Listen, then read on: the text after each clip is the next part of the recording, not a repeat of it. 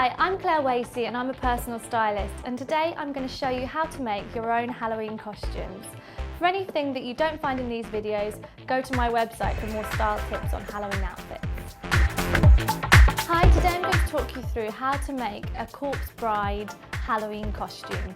Now, a really simple way of doing a Halloween costume like that is just to use a really simple lace white dress and then add to it and embellish it.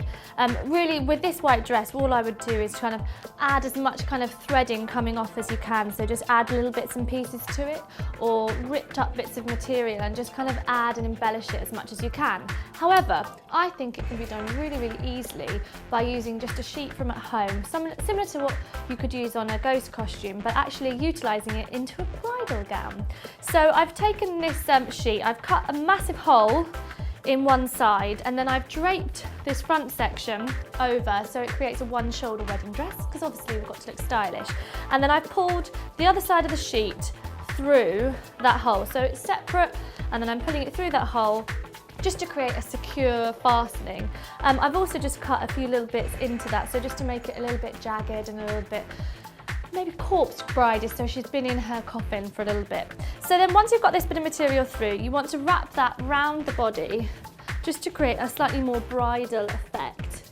So you just get a bit of draping, and then you need to pull the other side round to join them together. At the back, you create a little bit of a train as well. So this is a jagged edge that I've cut. You can just pin those bits together, or you can actually sew them together. It's really, really simple with a needle and thread. Obviously for time, I'm just going to do a little safety pin there just to connect them. It also creates the effect of a Victorian bustle, which obviously our corpse bride comes from many moons before, and it creates that bustle feel, so it gives it that slightly more Victorian feel and aged. So this creates a really fantastic Victorian bustle and a little bit of a train to give that feel of that bridal gown. If you're feeling really, really creative, you could then add another sheet into that section to create a really full train. I haven't got one here, but it's something that you could do at home really, really easily. I'd also recommend maybe using a different colour sheet just to have a little bit more excitement, but that would then go into that small section just to create a really long train coming out the back. Now, this back section obviously looks a little bit messy, but that's the whole idea of a corpse bride, so that's fine, just really embrace it. Take your scissors to it, kind of attack it, make it look as old and haggard, like she's literally just ripped herself out of her coffin. So really kind of cut into things. You can even take a little like a little scissors to the edge and really start fraying them so that they look really aged.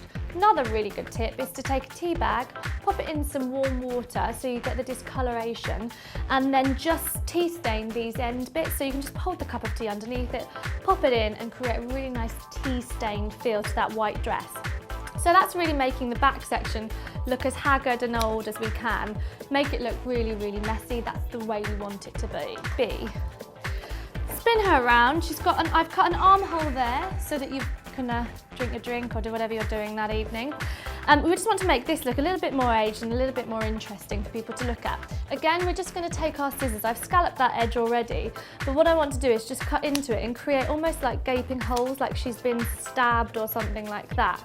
So this will create almost a stab hole for us. That's where she was stabbed through the heart by her lover or whatever. So we're cutting through a few little sections that will create our little stab holes where we would then fill with red makeup, or a red lipstick is a really great way to do that.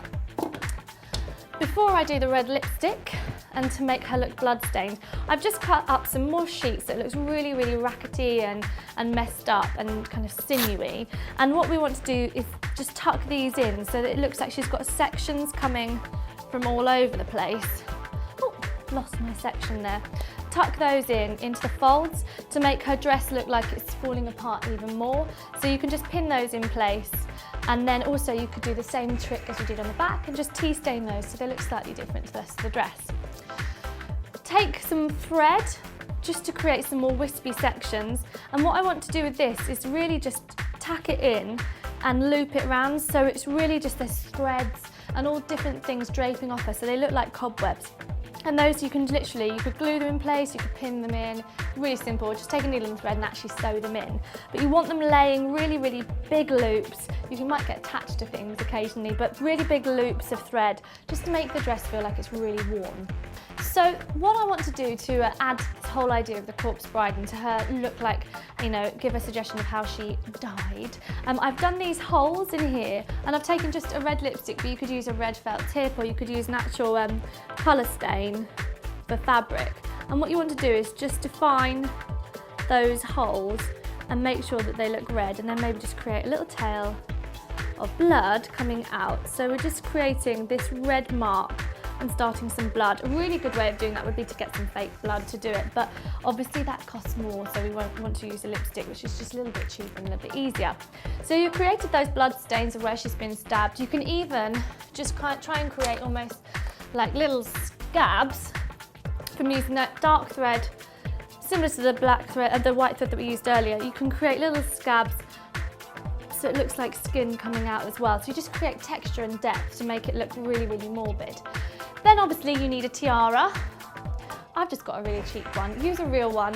I think it's really effective to have the tiara because it is her wedding day, so we want her to be beautiful but just corpse-like. So you pop your tiara on. It can be really, really simple. Again, from that you want to make sure that your hair is really, really messy, so back comb it, create as much texture as possible and make it look really, really messy. And also pour some talcum powder in so you look a little bit greying and aged. Then the finishing touch for this look, I think there's two finishing touches really, is the makeup. You want to pale your skin out as much as possible, have really hollowed out eyes, but like a bridal makeup gone really badly wrong. A little bit of blood coming out of your mouth, never hurt anyone.